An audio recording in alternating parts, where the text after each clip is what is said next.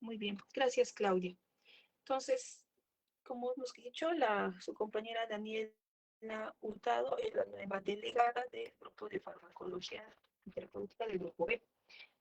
Y por favor, con ella todo va a ser la coordinación respecto al curso, quejas, algunas observaciones, etcétera, que se va a hacer durante el semestre.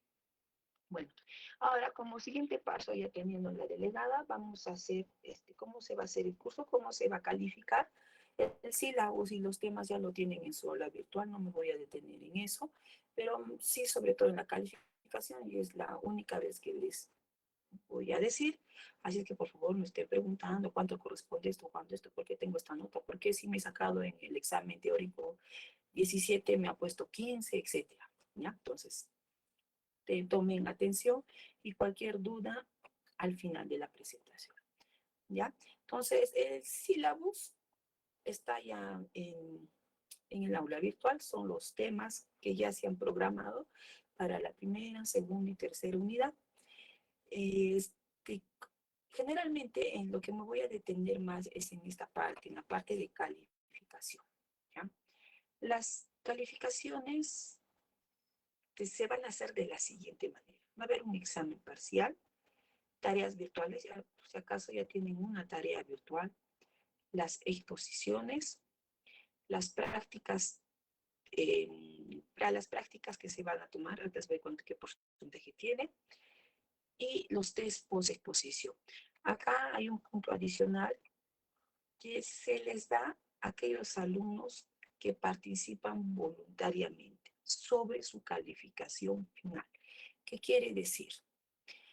Por ejemplo, hacemos la presentación de un tema y el alumno, sin necesidad de que le llame por su nombre, él levanta la mano y desea participar respecto al tema, obviamente, sustentando de dónde ha recibido, o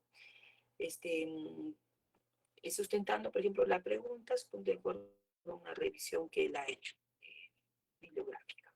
¿Ya? Es importante.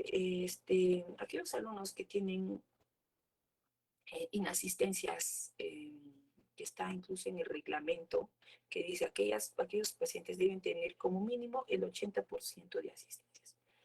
Si tienen menos de este porcentaje de asistencias, y eso está en el reglamento de la universidad, en la evaluación de los alumnos de pregrado, por favor, y si no están justificadas encima, o sea, si de las 9 clases solo han asistido a 3, o sea, no van a querer pues, que les tomen un examen parcial, o que les procedió, aplico el reglamento ahorita, y ya no dan examen, ¿ya? Porque les son obligatorios, o sea, en este porcentaje pueden faltar 1, 2, y tienen que justificar por qué han faltado. Ahora, ¿qué pasa? Al principio puedo llamar la asistencia, pero durante, digamos, el desarrollo de la asignatura, qué sé yo, llamo otra vez y no están. Vuelvo a llamar, no están, o sea, solo han estado presentes durante el inicio de la clase. Caso sea virtual. Y cuando sea presencial va a ser, obviamente, más fácil digamos, de ver esta parte de la asistencia, ¿ya? Y como un mínimo de en las asistencias de prácticas es 90%, por favor. ¿Ya? Entonces, en las evaluaciones del primer y segundo aporte, el examen parcial solo tiene 40% de peso. Tareas virtuales tiene 10%. Las prácticas, incluso acá voy a aumentar el 30%. Test post-exposición, que puede ser post-exposición, o sea, no en todas las exposiciones, va a haber exposiciones en las que va a haber test y otras en las que va a haber evaluaciones orales. ¿Ya? Por ejemplo, el próximo lunes van a poner un tema, entonces puede ser que yo haga un test, a todos les aplico el test, o puede ser que yo llame a 5 alumnos para aplicarles evaluaciones orales. Ajá. O la presentación. Si se dan cuenta, hay una tarea que está en el aula virtual, la primera tarea, que es un pequeño caso clínico. De repente llamo a, qué sé yo, a ver, a Leonardo Jesús. Le llamo, a ver, presente ese caso clínico, ¿cómo lo has desarrollado? Ya tendría su nota. O puedo llamar a otro alumno para preguntarles, hacer, digamos, evaluaciones para que casi todos tengan, pues, ese 10%. Y esto que siempre le pongo, adiciono 0.2 puntos. O sea, ¿qué quiere decir? El alumno ha tenido 5 participaciones voluntarias, ¿ah? Sin que yo le esté llamando, molestando, que él ha querido participar. Y ha sacado 14. Entonces, como son 5, 5 por 0.2 es un punto. O sea, de lo que estaba 14 con toda esa evaluación que ven, más ese punto es 15, su nota final es 15. ¿Ya? Entonces, por eso, por la calificación no solo es con el examen parcial, sino es durante todo el curso. Hay alumnos que pueden ser que son muy buenos alumnos porque participan, dan sus casos clínicos, presentan, desarrollan, o sea, están participativos tanto en prácticas como teóricas. Y qué sé yo, sacaron un 12 en un examen parcial, ¿me entiendes? Ese no es su nota, ¿eh? Se califica todo. O sea, que salga con más nota, que salga con 15, 16, de acuerdo a las participaciones que ha tenido. Pero ¿qué es de otro alumno que saca 19 porque, pues, no sé, tuvo las preguntas del examen parcial, o 20, pero que no presenta tareas, sus evaluaciones orales humanas, nunca ha participado encima, no asiste, está jalado. Puede ser 19 baje a 14, 13 o 12, de acuerdo a cómo salga su evaluación. Entonces, por favor, por eso no me pregunten de dónde sale la evaluación, les estoy presentando el día de hoy. Y por favor, tomen en cuenta lo que es respecto a la asistencia. Si ustedes ya no asisten, entonces ya no es mi problema porque ya les estoy mostrando y está libre en la página web las cuánto de asistencia mínimo deben tener para continuar en el curso. Muy bien. Las exposiciones van a ser, si se han dado cuenta, en el primer, segundo aporte yo no estoy poniendo exposiciones, porque todos, al final del tercer aporte, recién todos van a terminar de exponer. Por eso que el peso de las exposiciones ya se da para el tercer aporte, ¿ya? Para el tercer aporte, igual se sigue lo demás. Listo. Entonces, las evaluaciones no solo es en base a la evaluación escrita o que sea si se hace mediante la virtualidad, etcétera, sino son evaluaciones orales, exposiciones, desarrollo de casos clínicos, las prácticas, que generalmente vamos a hacer con casos clínicos o en el desarrollo de los fármacos con pacientes. ¿Eh? Entonces, por favor, la nota integral no es que sea su examen, porque a veces piensan que yo me he sacado tal nota y porque me pusieron, les estoy explicando desde un inicio que eso no es así, sobre todo para este curso, ¿ya? Entonces, como han aumentado los alumnos, se va a aumentar más temas, general, porque yo pensé que eran solo 20 alumnos máximo. Entonces, van a formar grupos de A2, perdón, grupos de A2, y hay temas, si se dan cuenta, en el aula virtual, voy a abrir el aula virtual.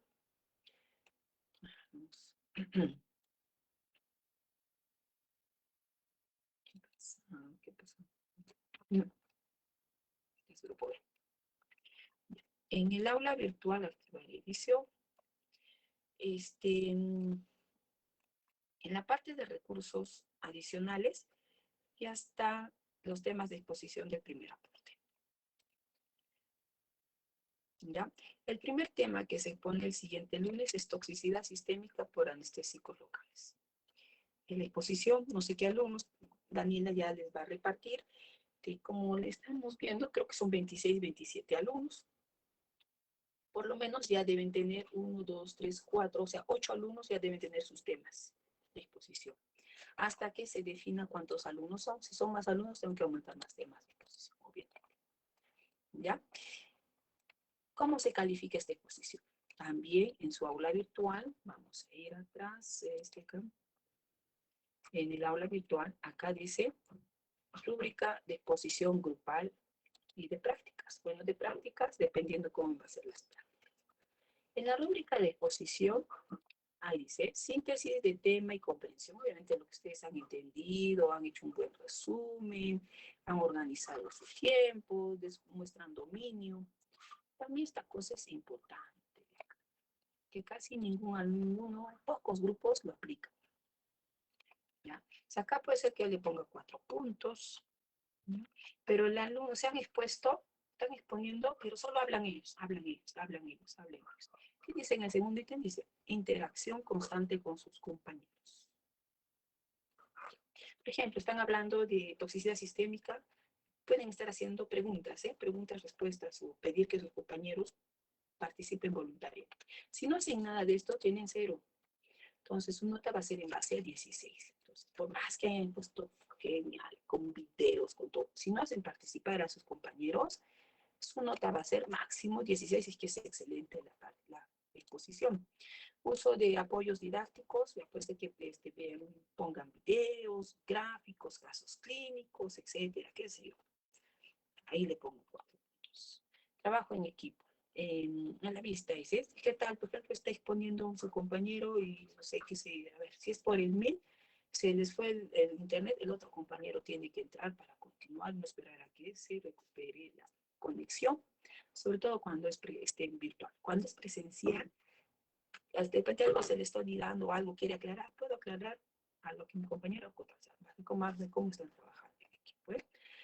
Y organización. O sea, tiene que estar bien organizado, no presentar de manera organizada. Entonces, esto, como le digo, lo que resalta casi la mayoría se olvida. Entonces, para que su exposición esté en base a 20 y no en base a 16. Muy bien. Listo, entonces ya tienen temas. El siguiente tema es toxicidad sistémica por anestésicos locales. ¿Ya? O bien hago test post-exposición, o bien llamo evaluaciones orales. Eso va a depender. ¿Ya? Pero hay una tarea virtual. Si ustedes se han dado cuenta también en el aula virtual, pues vuelvo, hay una tarea que la tienen que presentar máximo el siguiente lunes. Dice caso clínico anestésico locales. Entramos, ¿ya? Entramos a la tarea y aquí hay un caso, pequeño caso clínico, con preguntas. ¿Qué exámenes pediría? Tienen que ahí mencionar y por qué le estás pidiendo esos exámenes. Dice el siguiente evoluciona, Y empezamos con las preguntas. Primera de 8 preguntas, 8 objetivos. De repente yo llamo, qué sé yo, para que me responda el primer objetivo a un compañero A. Luego, para que me responda el segundo a un compañero B. Acá ya tengo 8 evaluaciones orales. Si desean, pueden presentarlo como esto lo van a subir al aula virtual, pueden presentarlo así con una presentación en diapositivas, o como ustedes ven, con gráficos, con lo que quieran para explicar y responder. ¿Hasta ahí alguna pregunta, por favor? Doctora, no le escuché bien. Las respuestas de la tarea que dejó, ¿lo podemos hacer tipo exposición, de paso? Claro, también. Y eso lo subes en formato PDF al aula, a la parte que es tarea. Y sigamos, yo te llamo y te digo, a ver, responde la primera o segunda pregunta, el primer, segundo objetivo, lo puedes presentar con tus diapositivas, como quieras. La mejor forma para que nos hagas entender. ¿Me entendieron? ¿Se entendió? Por favor. Sí. Sí.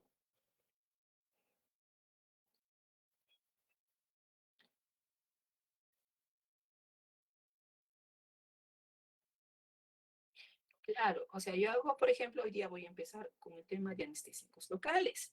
Se supone que el siguiente lunes ya arrancamos con la exposición y con la evaluación oral, que será pues 1 hora y tenemos 2 horas. Y empiezo con el siguiente tema y ya voy a estar indicándole, si ya tienen el siguiente tema, creo que es, si no me equivoco, que está el tema de exposición, es intoxicación por hierro. Entonces ya estaremos hablando de farmacología hematopoyética. ¿Me entendieron? Ya están los temas. Por eso les estoy dando ya 4 temas con anticipación. Entonces, el día de hoy ya tendrán que estar haciendo la repartición de los temas. Aquí, ¿cuáles son los primeros 8 alumnos que ya tienen sus temas de exposición? ¿Ya? No se olviden, el primer tema ya se tiene que estar desarrollando. La primera exposición ya se desarrolla el siguiente lunes 7 de agosto. A ver, ¿cómo ya les dio cómo evalúo la exposición? Por la rúbrica. Ya tiempo máximo por alumno 20 minutos. Y eso sí es que se extrae, a 40 minutos les estoy. ¿Ya? Ahora, los alumnos que van a exponer, ahorita tengo que poner en el aula virtual, tienen que subir su exposición. Su exposición tienen que entregar con un resumen máximo de 2 hojas. Obviamente la exposición que han hecho y como un resumen puede ser un cuadro comparativo, un mapa mental, lo que quieran, de lo más importante que quisieran recalcar de su exposición. Y eso hacer la entrega a sus compañeros. Ustedes crean un WhatsApp y dicen, pero aquí está mi mapa, y se hacen la entrega y aparte los suben a su aula virtual. Listo. Ya. Yo, antes, esto ya no vamos a hacer porque yo voy a hacer las exposiciones. Los expositores deben activar sus cámaras, por favor. Los expositores deben activar sus cámaras. Si es que estamos de manera virtual. Si es que estamos de manera presencial, obviamente. En las tareas virtuales que tienen un puntaje, ¿ya? Tienen que ser subidas hasta antes de la fecha indicada para su evaluación, ¿ya? Eso es todos los alumnos. Una cosa es que todos los alumnos suban y otra cosa es que yo llame para una evaluación oral a 1 o 2 alumnos para que desarrollemos esa tarea que se les ha entregado. ¿Ya? Hasta ahí, por favor, ¿alguna consulta?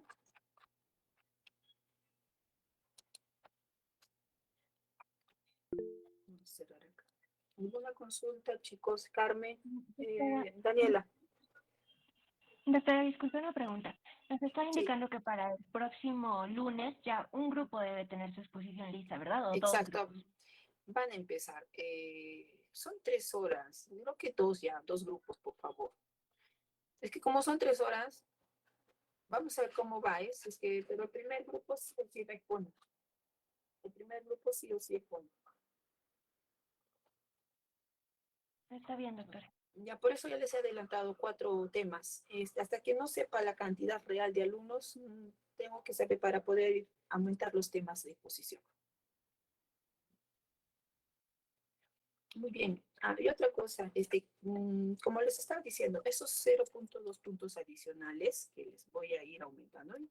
Normalmente yo agarro una hojita y acá voy anotando qué alumnos participan y qué alumnos no, para que al final pues vea quiénes son los que están participando más y se les pueda incluso considerar cuando, qué sé yo, porque a veces se ponen, hay unos que no saben dar exámenes escritos o virtuales y jalan, pero son muy buenos alumnos porque participan, responden, contestan, entonces se les toma en consideración. Sí, Frederick.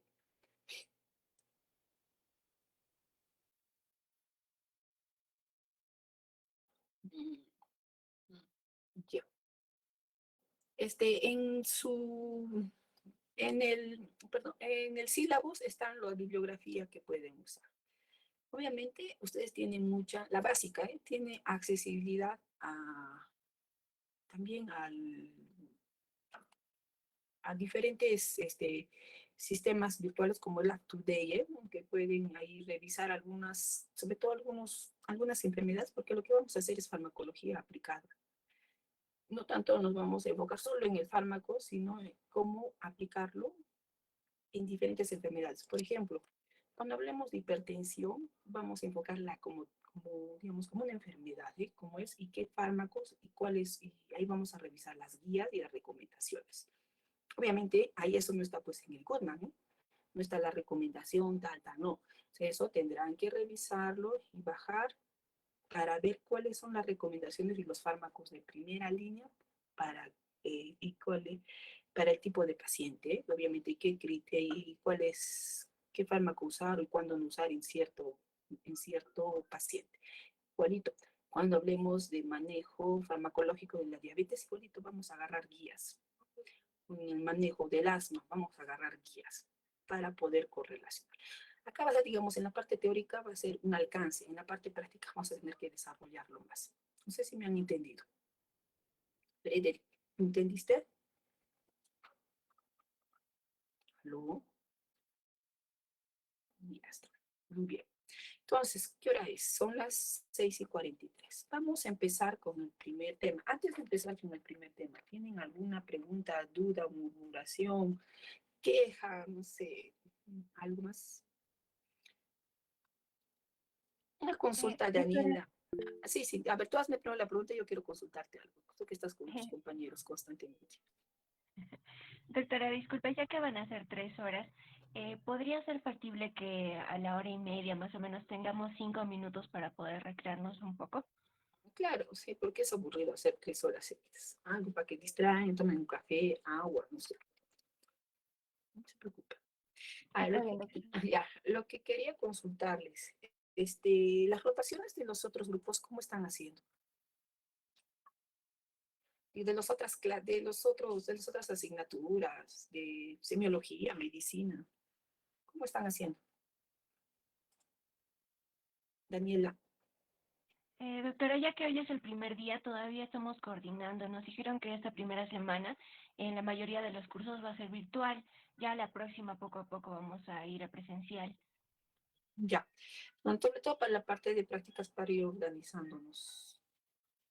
¿Ya? Por favor. Entonces, en la parte de práctica, generalmente lo que yo hago, la parte cuando es virtual es con casos clínicos, solo es casos clínicos.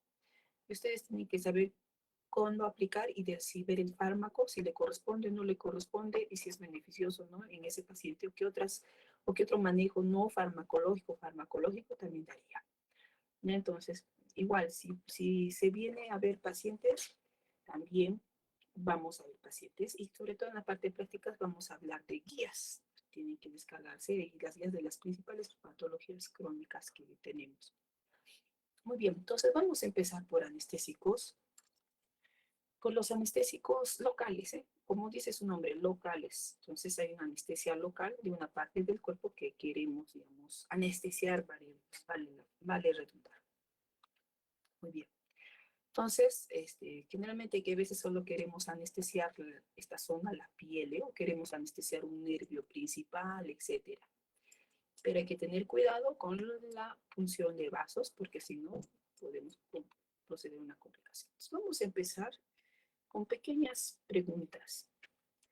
¿Qué son los anestésicos locales? ¿Alguien quisiera opinar respecto a este tema? ¿Qué son los anestésicos locales? Vamos a empezar. 3, 2, 1, nadie. Anthony López está. Anthony López. Cleidy. Cleidy Pilco. Levantaste la mano, Cleidy. Sí, doctorita, ¿se me escucha? Sí, te escucho, por favor. Bueno, lo que tengo entendido sobre los anestésicos locales, estos van a ser fármacos que se van a aplicar o sea, en la concentración suficiente que van a impedir, ¿no? Lo que sería la conducción de... ¿Se me escucha bien? Sí, te escucho claramente. ¿Aló? Doctora, perdón si tenía problemas con internet. Ya como Sí, decía, estos son fármacos que se utilizan para modificar la respuesta quirúrgica en membranas que van a ser sensibles, ¿no? Por así decirlo. ya. Fármacos que van a actuar en membranas sensibles. Diego, que ha levantado también la mano. Diego. Que yo, bueno, tengo entendido los anestésicos locales, básicamente los, como dijo mi compañero, fármacos que, bueno, actúan como bloqueadores, pero bloqueadores de manera reversibles. eh, lo que van a hacer es impedir la conducción de impulsos nerviosos en el lugar donde se está colocando en el sistema. Muy bien. Daniel, ¿algo más que quisieras agregar? Sí, doctora, que lo que van a hacer es bloquear los potenciales de acción Mm, y como dice Diego, es de manera reversible. Además de esto, bueno, al bloquear estos potenciales de acción se va a bloquear la conducción nerviosa. muy bien. Hay varias preguntas, ¿eh? ¿Cómo creen que actúan los anestésicos locales para que bloqueen Sí, ese impulso nervioso? Alessandra, no, ¿quién quiere levantar? ¿Alessandra o Frederick? sí, doctora. Ah, Alessandra, te escucho primero. bueno, para bloquear los impulsos nerviosos, tienen que bloquear los canales de sodio dependientes de voltaje para que estos no puedan ni iniciar ni propagar impulsos nerviosos hacia la zona que se quiere anestesiar. Muy bien, Alessandra. Algo tienen que ver los canales de sodio. ¿Eh? Para eso ustedes se estarán preguntando cómo se propaga un impulso nervioso, para saber cómo es que los anestésicos bloquean ese impulso nervioso. ¿Son inocuos los anestésicos locales? ¿Qué opinan, chicos? ¿Son inocuos? ¿No tienen ningún problema en su uso? Amparo Sánchez está. Amparo Sánchez. Amparo. Sí. Arlet Choque. Arlet Choque. Arlet Choque. Arlet está. Juan Carlos Cáceres. Juan Carlos. Sí, doctora, buenas noches. Juan Carlos, a ver, ¿son inocuos los anestésicos locales o hay algún efecto que hay que temer? La mayoría son inocuos, pero hay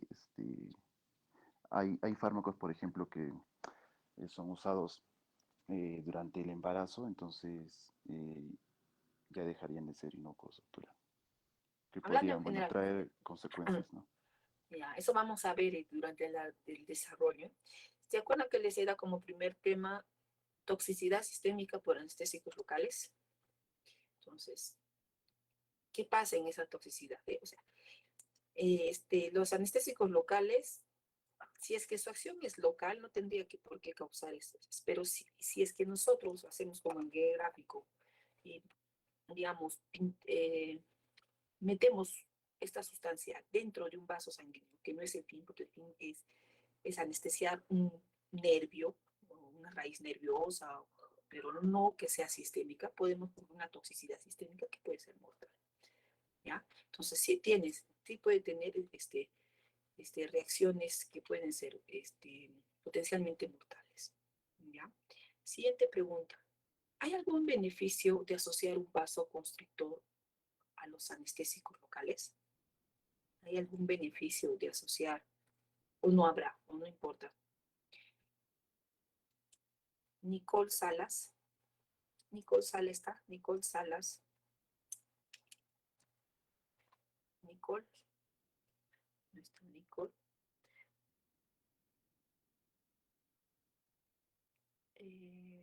Oralis Bombilla. Oralis Bombilla. Oralis. Doctora, sí, ¿me podría Ahí está. repetir la pregunta, por favor? Ya, ¿qué beneficio tiene el asociar un vasoconstrictor junto con los anestésicos locales? ¿Hay algún beneficio? ¿Existe? ¿No existe? ¿O nunca se asocia con vasoconstrictores? ¿Conoces qué es un vasoconstrictor? Oralis. Sí, doctora. Doctora, ¿se me escucha? Sí, te escucho, Oralis. Ok, doctora. Más que todo eso vendría a ser, vendría a ser el estrechamiento de lo que son los vasos sanguíneos, ¿no? Bien. Y hay sustancias que son vasoconstrictoras, ¿eh? Que yo puedo juntarlo con el anestésico local. ¿Por qué crees que se juntan? Porque tú Mm, cuando compras estos anestésicos te van a decir, sin epinefrina, con epinefrina. ¿Cuál es la finalidad o el beneficio de asociar un anestésico local con un vasoconstrictor? Más que todo para que la zona a la cual se quiera anestesiar esté, más anestesiado durante más tiempo, algo así, para que el efecto Ah, de la sí. anestesia dure más. Muy bien, tienes razón, muy bien. Frederick, levantaste la mano. Frederick, Frederick.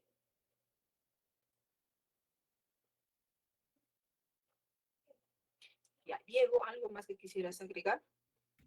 Bueno, era lo mismo que dijo nuestra compañera, que hace que el efecto dure más, que con poca anestesia dure un poquito más, se prolongue más el tiempo, porque está reteniéndolo ahí en los capilares. Muy bien. Bien. Entonces, los anestésicos locales se pueden usar para hacer una anestesia epidural, espinal, un bloqueo regional, una anestesia de piel, etcétera. O sea, solamente anestesiar cierta zona donde queremos hacer la acción quirúrgica o etcétera. Por ejemplo, acá por ejemplo, una paciente, es una anestesia epidural o espinal, ¿eh? Porque estamos en la zona, en la columna, donde de repente esa señora que va a ser sometida a una cesárea o a una histerectomía, etcétera, queremos bloquear justo desde ese dermatoma hasta la parte inferior, ¿ya? Pero desde hace mucho tiempo ya hubo uso de anestésicos. La coca, la hoja de la coca, ¿eh? Tiene cierta acción anestésica, pero también tiene acciones estimulantes y eufóricas, ¿eh? Pues que las personas al consumir se sienten incluso hasta saciados, felices o despiertos, ¿eh? Pues hay personas que consumen para estar con más energía, ¿eh? Que la cocaína también es un anestésico, pero que puede tener acción a nivel del sistema nervioso central al bloquear la recaptación de catecolaminas como la dopamina. Y si hay mucha dopamina circulando, entonces puede tener acciones derivadas de esta, ¿eh? Como de gratificación, euforia, placer, es cuando tiene acción a nivel del sistema nervioso central. Ahora, si esta acción queremos que sea solo local, entonces tendríamos que usar en un área de un nervio determinado para anestesiar solo ese tronco nervioso o esa región nerviosa. Hay muchos anestésicos, desde los más antiguos hasta los más conocidos. La lidocaína, ¿quién no ha usado o van a usar cuando ustedes tengan pacientes para anestesiar alguna lesión de piel o de cuero cabelludo? Van a usar, ¿eh? Puede ser con epinefrina y sin epinefrina. Ahorita vamos a ver cuáles, por qué se usa la epinefrina. La bupivacaína también, que se usa, por ejemplo, para las anestesias epidurales, la ropivacaína, la... Entonces, como ustedes han dicho, el anestésico bloquea ese impulso nervioso. Entonces, nosotros tenemos que recordar cómo se transmite ese impulso nervioso, ¿ya? Entonces, nosotros para transmitir un impulso nervioso se tiene que primero despolarizar la célula nerviosa. Para eso tiene que abrirse un canal, que es el canal de sodio. Ustedes han hablado mucho de este canal de sodio. Entonces, ¿para qué? Para que entre el sodio y se cargue positivamente el espacio intracelular y se inicie la despolarización del potencial de acción, ¿ya? Luego sigue la fase de repolarización, donde ya también salen los iones de potasio para tratar de equilibrar esas cargas y se vuelva menos positiva, o se empieza a negativizar y por tanto estemos en un estado en que no se inicie o no se siga despolarizando. Entonces, ¿por qué es importante conocer esto? Porque si conocemos cómo se transmite el impulso nervioso, vamos a conocer cómo es el efecto del anestésico local, ¿ya? Ustedes me han dicho es de manera reversible. Obviamente, anestesiamos y tiene que revertirse, ¿eh? No se puede anestesiar completamente. Temporal, ¿ya? Bloquea la conducción nerviosa específica. O sea, ¿de qué raíces nerviosas queremos anestesiar? Por eso anestésico local. Ya sea el tronco braquial, queremos anestesiar la parte inferior de las, digamos, desde L1, todo lo demás hasta la parte final, queremos anestesiar solamente la piel, no sé, etc. De acuerdo al lugar que queremos anestesiar, por eso es una anestesia específica, temporal y reversible.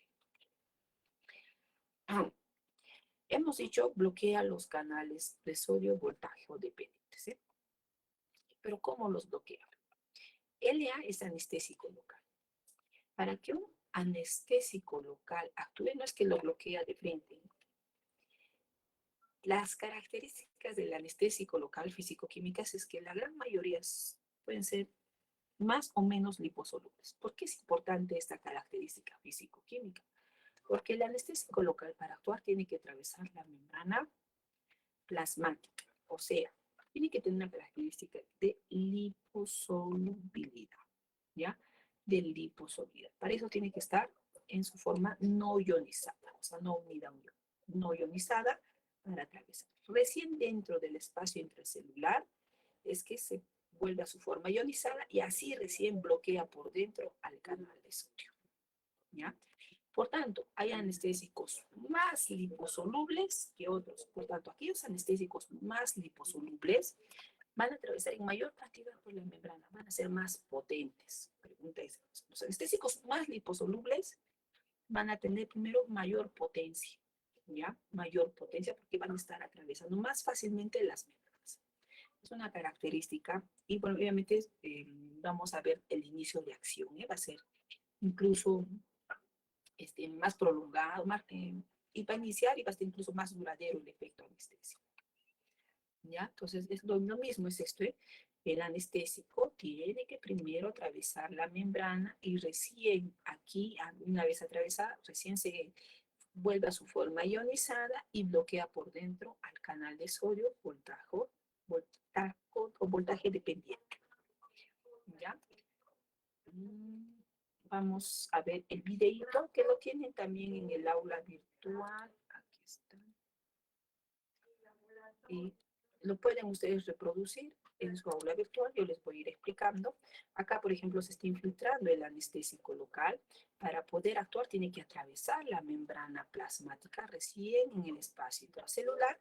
Se va a convertir a su forma ionizada y es así, o sea, ya deja de ser el liposoluble, es así, en que va a empezar a bloquear los canales de sodio voltaje dependientes, por dentro, los bloquea, ¿no? Obviamente es un receptor bien complejo, es el sexto segmento de la puerta oscular, ¿ya? Entonces, eso es lo que hace, tiene que ingresar y para recién por dentro bloquear al canal de sodio.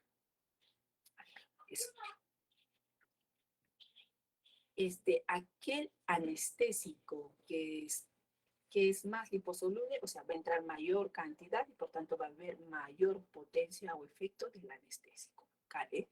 Porque obviamente está entrando mayor cantidad dentro del espacio intracelular. Entonces acá tenemos, por ejemplo, acá se ha bloqueado el dolor, se ha bloqueado el canal de sodio, entonces no se va a propagar pues el impulso porque no se va a iniciar el potencial de acción.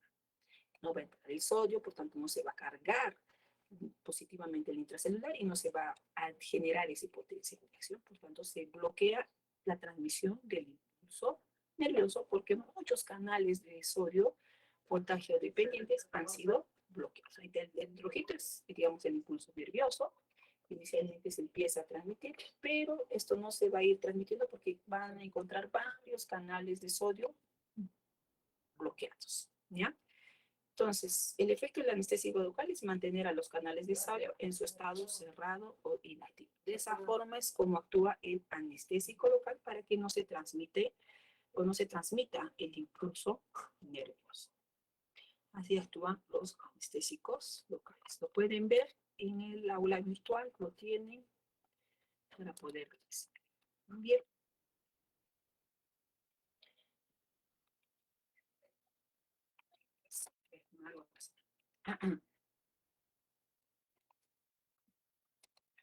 Vamos. Una de las acciones de los anestésicos locales es la analgesia. Se va a bloquear los impulsos dolorosos, ¿eh? O sea, nosotros queremos bloquear para que el paciente no haga pues, un shock neurogénico por el dolor, ¿eh? Se tiene que bloquear el impulso doloroso. Pero también se pueden bloquear no solo los impulsos dolorosos, sino también sensitivos y motores. Por eso es cuando se anestesia y si se anestesia, por ejemplo, una zona importante, incluso se pierde hasta la motricidad, ¿ya? El paciente deja de mover. Cuando hacen, por ejemplo, una anestesia epidural en las cesáreas, obviamente lo que se pierde es el dolor, no va a sentir el dolor, pero también dice, señora, mueve las piernas, no va a mover las piernas. Toda esa zona, no solo se bloquea el dolor, sino también otros impulsos sensitivos motores y otras funciones. Entonces, esto es lo mismo. Mira. Dentro de las fibras nerviosas van a haber fibras mielínicas, amielínicas, más gruesas, más delgadas, etc. No todas se bloquean al mismo tiempo, ¿ya? Obviamente, las fibras más pequeñas se van a bloquear más rápido que las más gruesas. Eso es por anatomía misma, ¿ya? Que se bloquean más rápido las delgadas en relación a las gruesas. Esto es importante.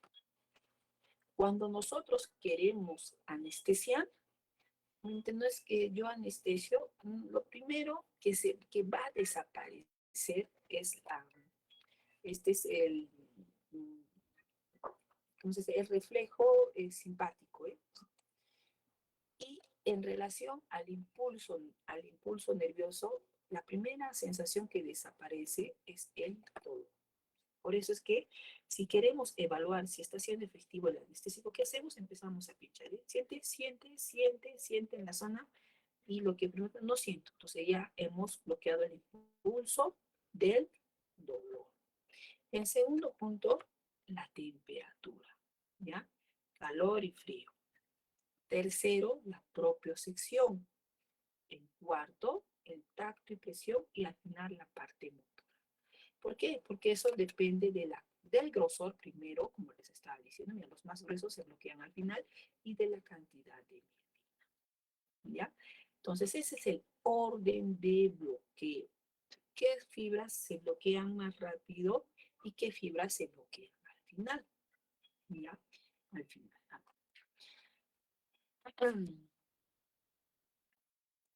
Camel Calderón, ¿está? Camel Calderón. Camel Calderón. Camel Calderón. Debbie Tinta Yupanqui. Debbie Tinta Presente, doctora. Debbie. Les estaba diciendo que el bloqueo es primero, digamos, aparte de la vasoconstricción, dolor y al final la parte motora. ¿Cómo crees, si ya termina el efecto del anestésico, qué es lo primero que se recupera? Según esta secuencia. ¿Cuál crees que es lo primero que se recupera? Para decir que ya está revirtiendo el efecto del anestésico local. Ya te pongo un ejemplo, ¿ya? La misma puerpero gestante que se ha sometido a una cesárea, le hacen una anestesia epidural. Obviamente lo que ha perdido primero es, dentro de las sensaciones es el dolor y al final la parte motora. Ahora, si tú quieres, si se está revirtiendo la anestesia, ¿qué es lo primero que evalúas? El dolor. ¿Es lo primero que se recupera? El dolor. ¿Qué opinas, Fernando Rado? ¿Está Fernando Rado? Fernando Rado. Sí, doctorita. ¿Qué es lo primero que se recupera? Yo también creo que el dolor. El dolor. Y por último, Juan Carlos Cáceres. ¿Está Juan Carlos Cáceres? Sí, doctora. A ver, El dolor también, doctora. como les he dicho que esta es la secuencia de bloqueo, ¿eh? O sea, lo primero que se bloquea. Ahora, lo primero que se recupera una vez que ya pasa el efecto del anestésico. Es la pregunta que les he hecho a sus tres compañeros. Lo primero que se recupera es al revés. Lo primero que se recupera es la parte motora. Esta es la secuencia y la reversibilidad es el sentido contrario. Por ejemplo, la misma gestante que abre puérpera porque le han sacado al bebé y el anestesiólogo quiere evaluar si ya está revirtiendo el efecto de la anestesia. ¿Qué le va a decir? Ya a mí me han hecho cesárea, por eso le dice, señora, a ver, mueva los pies. Muevo, pero no siento todavía el dolor. Me puedo estar pellizcando por todo lado, pero no siento el dolor, pero ya estoy moviendo mis dedos del pie. Entonces, lo primero que se recupera es la función o el impulso motor, es lo primero. Una cosa es la acción, anestesia, el orden de bloqueo, y otra cosa es el orden de reversibilidad o recuperación. Muy bien. Entonces, la primera fibra que se pierde es aquella que lleva el impulso de la actividad vegetativa, que son las fibras B. El segundo es la sensibilidad dolorosa y térmica, porque son fibras un poco más delgadas en relación a estas fibras A gamma. Luego, en tercero, la propiocepción, luego la sensibilidad táctil, al final la actividad motora. Es el orden de bloqueo y el desempeño. ¿Ya? Es la secuencia de bloqueo. ¿Ya? Entonces, hemos dicho bloqueo simpático, por eso es que a veces inicialmente puede haber una vasodilatación periférica y esa zona puede poner punto, etc. Luego se pierde la celda dolorosa y térmica, primero frío y calor, luego la propiocepción, luego la sensibilidad al tacto y presión, al final la motora. Esa es la secuencia de bloqueo. Y la secuencia de recuperación es al revés. ¿Ya? La secuencia de recuperación es al revés. Listo. Ahora vamos a hablar del efecto del anestésico. Y uno de las principales características, para redundar, para que un anestésico tenga efecto o no en la zona de anestesia, son las características físico-químicas del anestésico. O sea, ¿de qué depende, o sea, de qué características tiene que tener este anestésico para que actúe más rápido, para que sea más potente, para que, digamos, dure más tiempo en el organismo? ¿Ya? Entonces, vamos a ver esto. Y una de las características es el tiempo de latencia. Tiempo de latencia. Araceli Cabrera, Sí, doctora, buenas noches. ¿qué entiendes por tiempo de latencia, Araceli? Mm, Un ratito, vas pensando, voy a...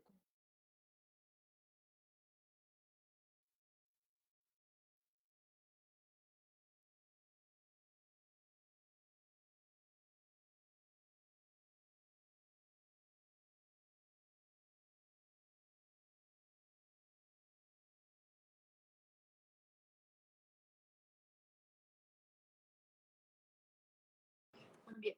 Araceli, ¿qué es el tiempo de latencia?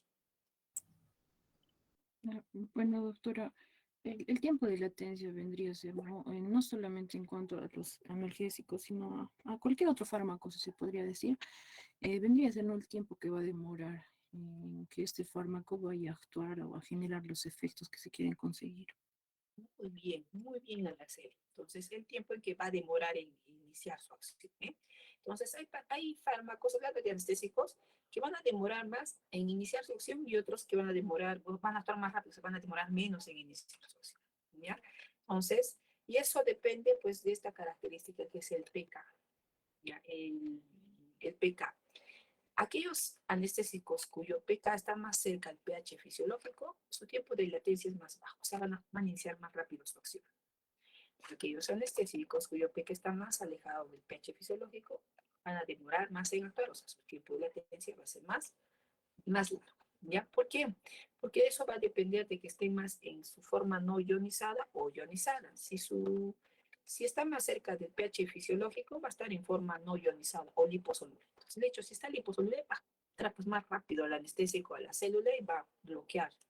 En cambio, si hay más anestésico en forma hidrosoluble o ionizada, difícil de entrar pues, a la membrana, porque para que pase la membrana que está conformado por lípidos, tiene que tener características de liposolubilidad.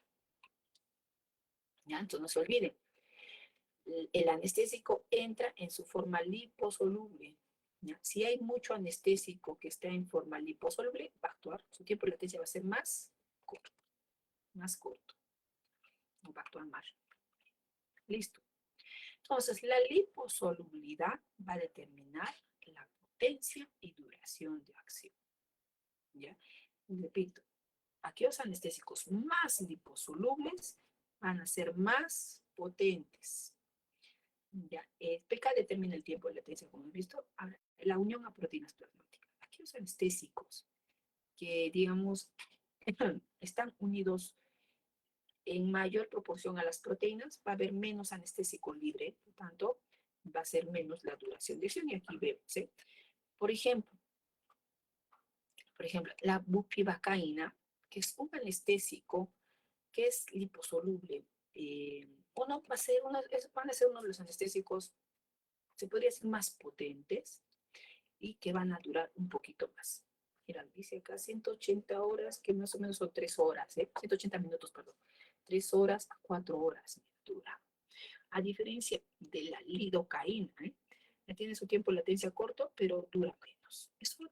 Esta duración va a estar condicionada por el grado de liposolubilidad y por la unión a proteínas plasmáticas. Listo. Otra cosa es importante es conocer el nivel de hematocrito. Si un paciente tiene una anemia, puede promover, se dice que si el hematocrito es inferior a 30, los eritrocitos van a fijar menos del 15% de las moléculas de anestésico. Por tanto, puede haber mayor cantidad de fracción libre del anestésico local y eso puede condicionar a toxicidades si no conocemos este concepto. Obviamente, pero si el anestésico no se inyecta en la sangre, o sea, Por más que nosotros inyectemos el anestésico en un nervio, va a haber alguna fracción de anestésico que se va a absorber hacia la circulación, obviamente no todo. Para eso está este concepto de unir al vasoconstrictor, que disminuye el riesgo de que haya mayor absorción en los vasos sanguíneos. ¿Ya? Ahora, ¿qué características son deseables de un anestésico? Ustedes ya lo han dicho. Uno, que sea reversible. Dos, que tenga toxicidad sistémica baja, que sea potente y eficaz con mínimas dosis, buena penetrabilidad, inicio de acción rápida, con acción prolongada, toxicidad sistémica baja, ausencia de irritación, acción reversible, otro voy a repetir, y fácil de esterilizar. Muy bien. Paulo César Ortiz Orbe, Paulo César Ortiz. Sí, doctora. Paulo, por favor, ¿puedes leer esta pregunta y cuál de estas sería la respuesta? De acuerdo a lo que hemos dicho. La cualidad higrófoba de los anestésicos locales, ¿qué produce? ¿Cuál crees que sería la respuesta? Sería la disminución, doctora, de su potencia y duración del efecto. Me dices, vale. Mauricio Aparicio. Mauricio Aparicio. Presente, doctora. Mauricio, igual. ¿Cuál crees que sería la respuesta? ¿Lo mismo? Sí, doctora, creo que igual sería la A, porque como mencionó, las que son las liposolubles son las que tienen mayor duración, pues, y esta es hidrosoluble. Ya. Lean bien, Pregunta. Sí, Frederic. Perdón.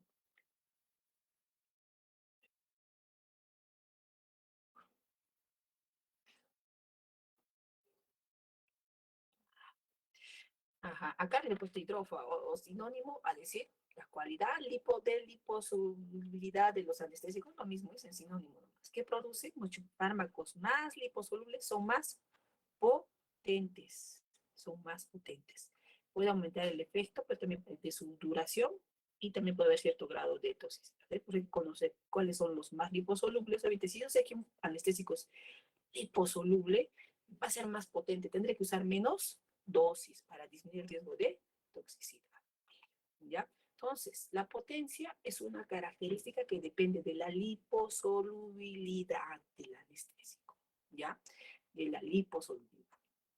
Y también va a determinar la duración, porque los anestésicos más potentes van a persistir más tiempo porque van a estar pues, más pegados en las membranas, en los tejidos, y por tanto va a haber menos circulación. El mismo ejemplo de la cesárea, el mismo ejemplo. Si yo voy a hacer una anestesia, por ejemplo, epidural, y tengo para escoger lidocaína y bupivacaína, y yo sé por teoría, porque he visto en su precinto del anestésico, que la bupivacaína es más liposoluble en relación a la lidocaína, usaré pues menos concentración de dosis que se usó lidocaína. Por eso tienen que saber que anestésicos son más liposolubles para disminuir la dosis, porque saben que son más potentes y tienen que, obviamente, bajar la dosis, por el riesgo de que también puede haber, también riesgo de dosis. Muy bien. Aparte de las características físico-químicas, el inicio de acción y el efecto del anestésico también va a depender del lugar de administración. Es muy diferente que ustedes anestesien, qué sé yo, a ver, la piel digamos, de acá, de la mano, el cuero cabelludo, ¿ya? Porque hay que saber que no sé ahí, ¿cierto? Aquí está, por ejemplo, el nervio que yo quiero anestesiar, acá hay un vaso. Les he dicho que el objetivo es anestesiar al nervio, bloquear el impulso nervioso. Pero cierta cantidad de anestésico puede absorberse a la circulación sistémica. Entonces, hay zonas que, por eso el que va a anestesiar tiene que conocer cuán irrigada es esa zona. Porque si yo sé que esa zona es muy irrigada, va a haber más riesgo de que el anestésico se vaya a la circulación sistémica. Puedo hacer el uso de un vasoconstrictor para disminuir el riesgo de absorción y para prolongar el efecto del anestésico, como lo han dicho ustedes, para que se quede más tiempo ese anestésico cerca al nervio y lo pueda bloquear. ¿Ya? Entonces, por ejemplo, las zonas con mayor nivel de irrigación, por ejemplo, la intercostal, en relación a la subcutánea. La subcutánea menos cantidad de vasos sanguíneos y yo comparo con la intercostal. ¿Ya? Entonces, ahí puedo hacer el uso de vasoconstrictores para disminuir el riesgo de absorción sistémica. Entonces, aquí les pongo un cuadro donde son las zonas más irrigadas, de alta irrigación capilar, y las más bajas. Por ejemplo, aquí está el cuero cabelludo, es bien irrigado. Hay que tener cuidado ahí de infiltrar, porque puede meter a un vaso. En la zona epidural, cervical, el espacio intercostal, tiene bastante bien irrigado. Entonces, ahí pues tendrán que ver si van a hacer el uso de un vasoconstrictor o en caso contrario bajan la dosis del anestésico. Tener cuidado en pacientes, por ejemplo, embarazadas. Si van a hacer pues, una embarazada que quieren hacerle una anestesia epidural o usarán pues menos dosis o depende de un vasoconstrictor más. Ahora, el efecto del pH. Si queremos que un anestésico actúe adecuadamente, queremos que se anestesie, el pH debe estar alcalino. Si veo una zona infectada, el pH pues, está ácido. Entonces, si hay una zona infectada y sé que el anestésico actúa pobremente en un pH ácido, tendré pues, que usar un poco más de dosis, porque va a demorar en actuar. ¿Ya? Y aquí, ya que dice la acidosis aumenta la forma ionizada, o sea, aquella que no atraviesa las membranas de los nervios. Por tanto, puede prolongar el periodo de latencia y demorar en hacer efecto. Ahora, la adición de un vasoconstrictor, como la epinefrina, favorece la analgesia porque se va a bloquear el anestésico, va a prolongar la duración y limitar efectos adversos porque va a haber menor cantidad de anestésico que se absorba en la circulación. Obviamente hay que saber si esa zona donde está irrigada es una zona terminal porque puede isquemizar la zona. Hay que saber dónde aplicar el vasoconstrictor. La mayor parte de los anestésicos tienen acción vasodilatadora, ¿ya? La mayor parte de los anestésicos tienen acción vasodilatadora, a excepción de 2 o 3. Uno de estos es la cocaína. La cocaína tiene acción vasoconstrictora por sí sola, o sea, sin necesidad que yo le añada un vasoconstrictor, porque potencia la acción de las catecolaminas. Por eso aquellos pacientes que se inhalan cocaína por la nariz, se les necrosa, ¿sí? Se les hace hueco la nariz, porque tiene acción ya por sí sola vasoconstrictora. ¿Ya? Entonces, no olvidarse, la cocaína bloquea la recaptación de catecolaminas, porque hay más catecolaminas circulante, por eso es que potencia el efecto de las catecolaminas como la monoterapia. Entonces, no olvidarse. Cocaína, propiocaína y bupivacaína pueden generar vasoconstricción por sí solas, más que todo la cocaína, que es la más característica. El resto es de acción vasodilatadora. Muy bien. Dentro de los anestésicos, químicamente se han dividido en aminoésteres y aminaminas. Normalmente los que usamos más recientemente son las aminaminas. ¿Por qué? Porque las aminas, primero, van a producir menos reacciones alérgicas, yo lo comparo con los esteroides. Segundo, tienen un periodo de acción un poco más largo. Tercero, su metabolización es hepática, ¿ya?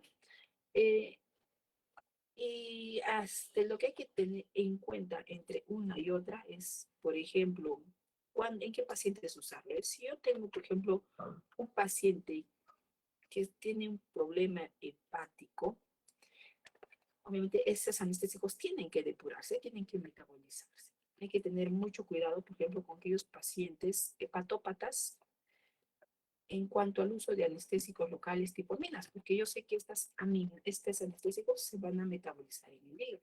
Entonces, habrá que usar menos dosis, ¿ya? Perdón. Otro efecto adverso de los anestésicos locales es la methemoglobina. Obviamente no son los únicos en producir esta enfermedad. Metahemoglobinemia. Acá hay una alteración de la funcionabilidad de la hemoglobina. ¿Ya? Una de las funciones de la hemoglobina es pues, transportar oxígeno hacia los tejidos. Entonces, cuando hay methemoglobinemia, se va a alterar este transporte. Y una de las sustancias que producen, pues, son los anestésicos, que pueden producir methemoglobina en menor o mayor grado. ¿Y por qué producen methemoglobina? Aquí tengo mi hemoglobina en estado ferroso que transporta oxígeno y va a llevar oxígeno a todo el organismo. Pero si yo uso un anestésico que favorece su oxidación y lo convierte en estado férrico, esta methemoglobina, que debería estar hasta máximo 2 a 3% de toda nuestra hemoglobina, si este porcentaje aumenta, entonces esa hemoglobina va a ser incapaz, primero, de captar oxígeno, segundo, de transportar oxígeno, y si tiene oxígeno, de cederlo. Por tanto, el paciente va a estar en hipoxia, va a estar morado y puede llevarse a una cirrosis. Entonces, por eso es importante conocer este concepto, porque si yo uso mucha dosis, y hay casos, casos clínicos, ¿no?, de pacientes que han usado pilocaína para una depilación en un área amplia e incluso han hecho un fenómeno de oclusión, se le ha puesto plástico para que se absorba, se ha absorbido el anestésico, no solo ha anestesiado la zona subcutánea, sino encima se ha absorbido la circulación sistémica y puede producir estos efectos como el Entonces, resumen, no olvidarse que la cocaína tiene efecto vasoconstrictor. La lidocaína, que es un anestésico de acción intermedia, aparte de ser anestésico, también es antiarrítmico, ¿ya? Tiene otra acción antiarrítmica. ¿Por qué? Porque bloquea el potencial de acción a nivel de los canales de sodio que se aperturan en un paciente, por ejemplo, que es infartado, que puede hacer arritmias secundarias a infarto. Entonces, ahí bloquea y ya no va a despolarizarse esas fibras de manera desorganizada, esas fibras musculares cardíacas. ¿Ya? La bupivacaína, que es un anestésico de acción prolongada, muy liposoluble, muy bueno, pero que si se absorbe hacia la circulación sistémica, tiene riesgo de cardiotoxicidad. Este es el resumen. Y volviendo a nuestra gestante, hay anestesias epidurales que están encima de la dura madre y anestesias espinales cuando queremos bloquear cerca la médula espinal.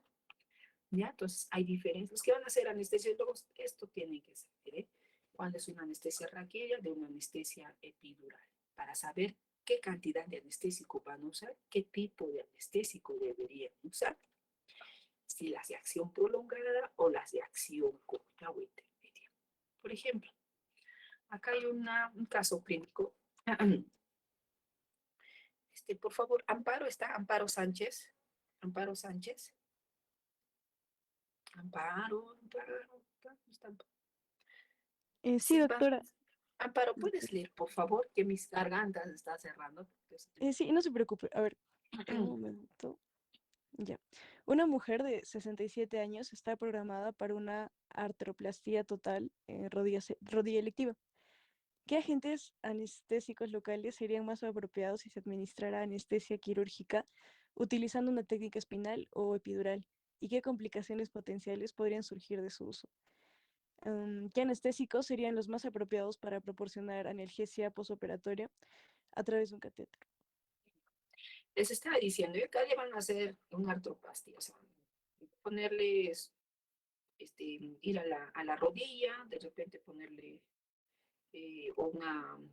cambiarle pues, una prótesis de rodilla, qué sé yo.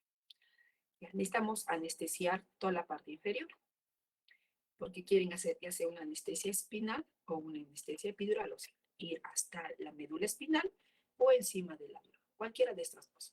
Ya te dice que la pregunta dice, ¿qué anestésicos locales serían más apropiados si yo escojo una anestesia espinal de un epidural? Para eso es importante conocer cuán irrigado estará la zona epidural o peridural. ¿Será irrigada o será poco irrigada? ¿Qué riesgos tendrán en que administre el anestésico dentro de la zona raquídea o la médula espinal? ¿Ya? Todas esas cosas tienen que conocer, la dosis, el tipo de anestésico, si es de característica liposoluble o no, etc. ¿Ya? Entonces, por ejemplo, si yo voy a escoger una anestesia espinal, o sea, ¿qué quiere decir? Que me voy a meter hasta cerca de la médula y las raíces de la caudequina, por ejemplo, voy a anestesiar esto. esta zona, tendré que escoger un anestésico, por ejemplo, que tenga una larga duración, ¿eh? Y que tenga poca acción neurotóxica, poca lesión neurotóxica. Por ejemplo, la bupivacaína. La bupivacaína tiene de las que pocasmente causan neurotoxicidad, pero son de las que están más descritas y se absorbe a la circulación sistémica. Yo sé pues que en el espacio espinal no hay pues, vasos, ¿eh? A diferencia del espacio epidural, que donde hay bastantes vasos. Eso tengo que conocer. O sea, ustedes en nuestra clase tienen que conocer la anatomía. Anatomía. Si no conocen anatomía, no saben, pueden matar al paciente. ¿Ya? Entonces, puedo escoger la bupivacaína por la duración de acción, por el poco riesgo de lesión neurotóxica, ¿ya? Y porque en la zona donde voy a aplicar, o sea, cerca de la médula espinal, no hay muchos vasos, ¿eh? A diferencia de la epidural, donde sé que hay bastantes vasos sanguíneos y por tanto no escogería la bupivacaína, porque si se mete al vaso, puede haber riesgo de cardiotoxicidad, ¿ya? Entonces puedo escoger un anestésico de acción intermedia como lidocaína, incluso puedo usarlo con epinefrina, porque sé que hay muchos vasos, ¿ya? Y son mejores porque hay menos riesgo de cardiotoxicidad, a diferencia de la bupivacaína, que es más lipoide y que está descrito más ese efecto cardiotóxico. Listo, toxicidad es el siguiente tema, que es un tema de exposición. Entonces, hoy día por ser el primer día de clases, les voy a dejar esta hora. El siguiente lunes empezamos con el tema de toxicidad sistémica por anestésicos locales y como hay la tarea virtual, ya han debido subir su tarea virtual. Seguidamente se llama a 8 alumnos para que desarrollen los objetivos de la tarea virtual. 8 o menos de repente.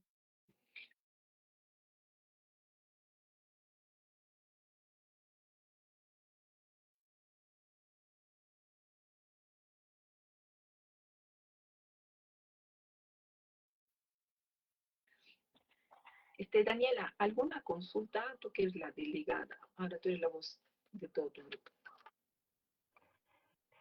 No, doctora, creo que ha quedado claro. Sobre la exposición es 1 hora por grupo, ¿no, doctora? 40 minutos, 40, 45 minutos, dependiendo del tema también. Doctora, Está bien. una Sí, consulta. sí, Diego. De esos 40 minutos, si lo hacemos un poco menos. Claro, como te digo, si tú haces la exposición, porque si se dan cuenta, lo que yo pierdo más en llamarles, ¿sí? Hacerles, que es parte de la rúbrica de exposición. Ahí se pierde el tiempo, por eso les doy ese tiempo. Ya, si lo haces menos y lo haces haciendo interactuar con tus compañeros, genial, porque así voy a tener más tiempo para las evaluaciones orales. Listo, chicos, ¿alguna otra consulta? Marely. Sí, profesora, bueno, doctora, buenas noches. No sé si me podría considerar en la asistencia, pero todavía no estoy en el ERP. Sí, eso es lo que estoy viendo. Sorco Cañari. Ya. Supongo que Muchas ya gracias. en esta semana ya lo arreglaron. ¿Listo? Sí, profesora, gracias. Muy bien, chicos. Entonces, eso sería todo por el día de hoy. Por favor, Daniela, hace la repartición. Ya 8 alumnos tienen que tener sus exposiciones. Está bien, doctora. Muchas gracias, chicos. Nos vemos el próximo. Gracias, doctora.